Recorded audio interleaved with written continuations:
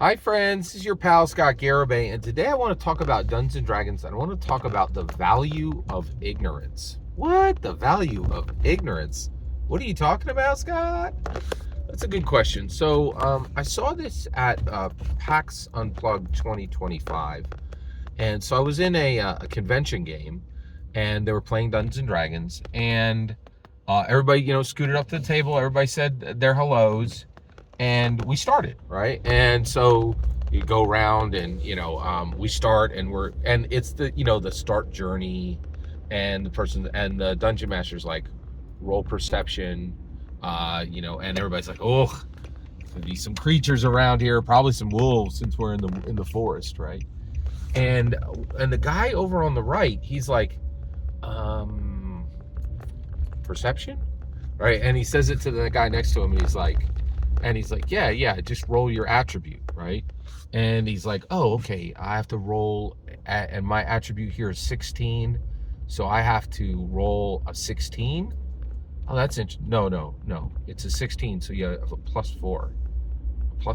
Like, and everybody at the table was like, what? We're like, and they were like, so because it's unusual to get somebody who doesn't know anything about D&D, right? And what was wild was immediately the dungeon master was like, oh, okay, hey, are you new? And he's like, yeah, right? And it was incredible because the entire table shifted, right? And he's like, okay, everybody just roll your die, okay? And I want to know who gets the highest.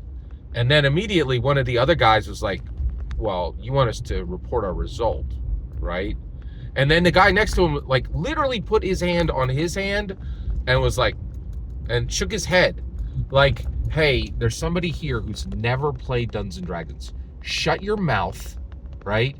Stop trying to enforce the rules and let this person experience what we all know is, and like, with just a touch of a hand, was like, shut up, right? We have somebody new here, right? And so we can do your stupid, oh, this noob showed up and let's kick him in give him a swift kick in the virtual butt with our virtual foot and tell him, oh, this is so complicated. Why don't you just go crawl back to your Monopoly game, right? We can all do that, but why don't you shut up, right? And do what the dungeon master just said. Roll your stupid die and add nothing, right? And so he did, and we all did, right?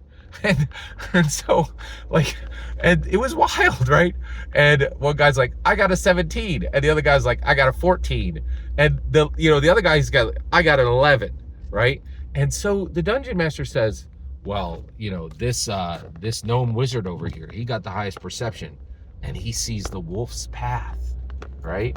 And then he turns to the guy, and the gnome wizard then says, who didn't make a perception roll, he just literally rolled the highest on the D20, right?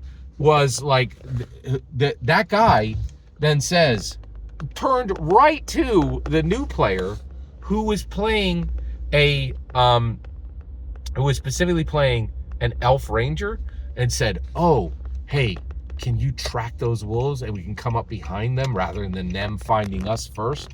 And like, the player said nothing for like 5 seconds. And then he's like, yes, I can track those wolves. And then the dungeon master's like, roll your D20, right? Like, and he rolled his D20 and he got a 16. And the dungeon master's like, you did it, right? And the entire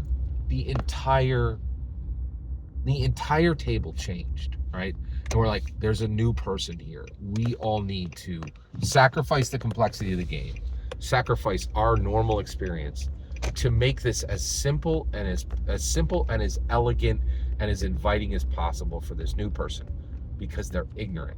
And that's the entire point of this video, is there's absolutely amazing value in ignorance, but we have to know how to process it. And so I want to talk more in the future about this. There's value in ignorance. How do we identify it? How do we leverage it? How do we use it? Every single word you just heard in this video is my humble opinion. The important part is when I get to hear your humble opinion. When you get in the comments and send your traffic, please consider like, subscribing, and have a fetch millennium.